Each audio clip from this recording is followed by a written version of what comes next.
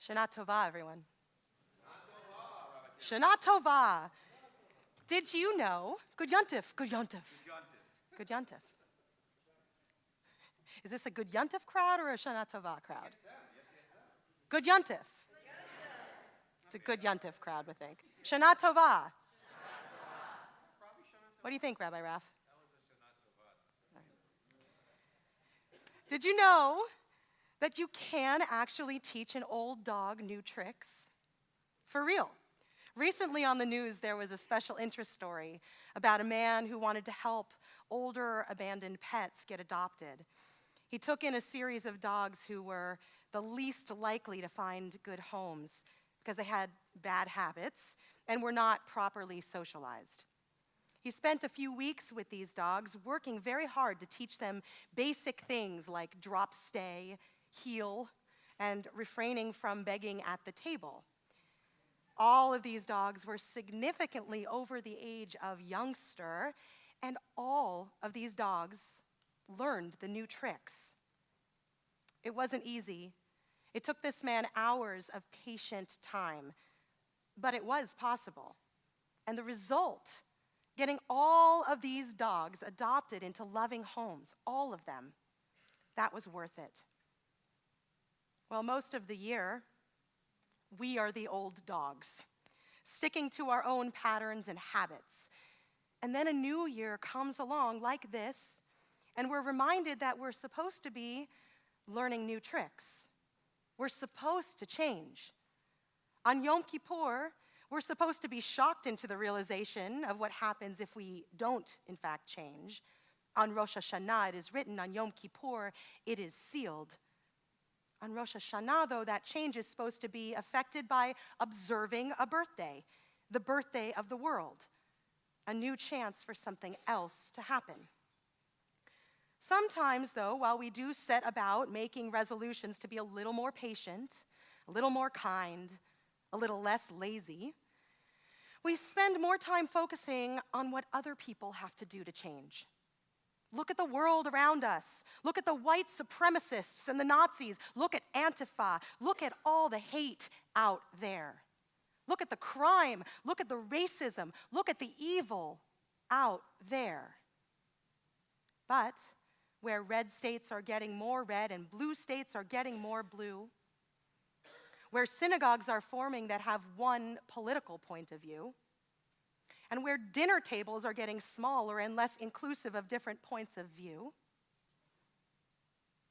it is not nations that need to do the work. It is not just one man in a high office who's at fault for all of this. It's us. We are the old dogs, shrugging off or refusing to learn new tricks. But there is a new trick, or rather a very, very old one, that we haven't practiced in a long time, that we need to learn, that we can learn. That trick is open-mindedness. The mystics preach about opening up the heart, that we are all one, that we need to accept the other as ourselves. Progressives preach about diversity of peoples and cultures. Conservatives preach about diversity of thought and ideas. They're all right.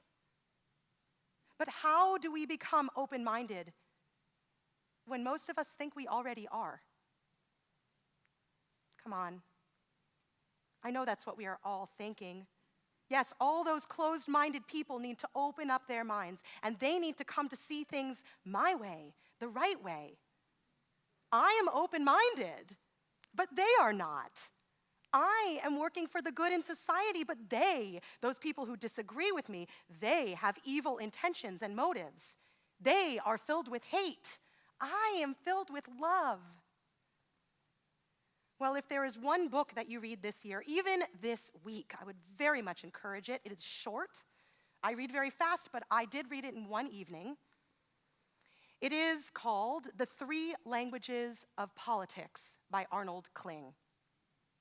Because I believe that what we need to do in order to really grow this year is not to change our minds, not to come to be convinced of a different or another point of view, nor to try to convince everyone around us of that point of view. What we need to do this year is open. Arnold Kling displays 3 major streams of thought, and as a result, 3 different languages that we speak. If you are a progressive, he says, you may see the world from the standpoint of the oppressed and the oppressor. You speak in terms of helping those who have been horribly burdened by authoritarian tyrants and bullies. If you are a conservative, he says, you may see things based on civilization versus barbarism, and you speak in terms of preservation of moral values. If you are a libertarian, you may see the world along the freedom-coercion axis, and you speak in terms of supporting the rights of each individual to make their own good and right choices. But my friends, all of these things are right. None of us want an oppressor or a tyrant. None of us want civilization to disintegrate. None of us want to be coerced and give up hard-won freedom. Where we differ, he suggests, is that we place emphasis on a different syllable, a different aspect of the narrative. Let's look at our very own tradition because it is, I think, the very best source of open-mindedness that there is in the entire world. All of these streams are woven through our text, through Torah. If you identify as a libertarian, chances are you will see and appreciate all of the moments in which we celebrate freedom. Every single day, we are meant to remember that we were once slaves and now we are free. And our sacred job as Jews is to protect freedom wherever we go. The Exodus story is constantly referenced in our liturgy, even on the Friday evening Kiddush. And perhaps Micha Mocha Ba'elim Adonai might be your text, the song of freedom that we sing crossing the Red Sea. If you identify as progressive, chances are you see a different sacred task emanating from the Torah, also closely interwoven into the text. You shall remember the stranger, the orphan, those in deep need. You shall leave the corners of your field for the poor. You shall do this because you too were a stranger in a strange land. That sacred task is equally powerful. Perhaps your text is the Shema, the oneness of God in everything around us. If you are a conservative, you will see the scope of Torah as trying to teach us how to be moral and good, and how to protect ourselves from the onslaught of other immoral cultures and ways. You shall not have idols. You shall not take the path of the other. Aleinu l'shabeach, let us not fall into the desperate practices of the other, because what we have is true and good and to be preserved. Each of these ideas has holy merit. Yet sometimes they are in conflict with one another. What we have done, what many of us have done, is to decide that one stream is the correct one, surpassing the others at all times. We've devoted ourselves to preserving our point of view, because the very narrative we've taught ourselves has inspired us to see our version of the story as right. We have used what Kling calls motivated reasoning, where an opinion is given, and then the facts and theories are found to support that opinion. Where what we should be doing is using constructive reasoning, where we first look at the facts and the theories, and then develop an opinion. Perhaps we do this because it is sometimes a sufficient shortcut in a world bombarded by information and ideas. But where it can be used as a tool on occasion, it leads us down a very dangerous path. We're taught in our tradition, too, we are counseled not to use Torah as a spade to dig with, meaning we cannot use Torah to simply back up whatever idea we might hold. As I've already explained, there are so many streams of thought in Torah that you can adequately find evidence for any one of them by seeking verses that suit you.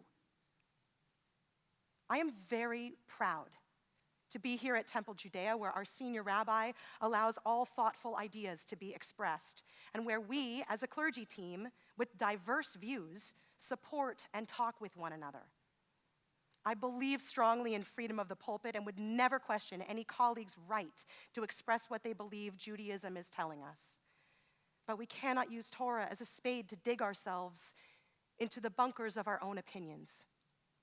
Open-mindedness, like that fostered here, needs to be the trend, not separating from our community to proclaim that Judaism is on our side of the argument, whether we are liberal or conservative, libertarian or far to the left. There are times when each meta-idea serves best, and this is why they are all represented solidly in Torah. To deny that is to be closed-minded. To accept that is the first step toward honestly seeing the other as holy. Jewish tradition has endless models of open-minded thought processes. The very fact that the minority opinion is always recorded in Talmud and studied is a huge symbol for us. It is given validity as a thought process, even if it is considered to be wrong. My friends, this is our tradition, and this is what we need to return to. There's a famous story about the Kotzker Rebbe. You may have heard me tell it because I love this story. He desperately wanted to make a difference, believing that it was his mission in life to teach and to preach, to save some part of the world. So he set about doing this. And he saw that no matter how much he preached his message, few would listen. He became at first discouraged, but then he tried to work with just his small village. Again, he failed at his task. He turned this time to his family, but they too continued in their ways. Finally, he took a deep breath and started with himself. It was this small action that shed light upon his family and then his village. And now we still tell stories about the Kotzker Rebbe and his vision of a holy world. That's how we change the world out there. We start in here. Today we just read about the creation of the world. Bereshit bara Elohim, God created light by saying, "Let there be light." It was language that formed the entire world as we know it, language that is forming our world right now. Let us learn the languages of those who are trying just as hard as we are to heal this fractured world. Let us be humble before others. Let us assume the good in others. This is my personal commitment this year. Come with me. We can model this right here. We can make ourselves more whole and make our community even more holy. I promise to work hard on this.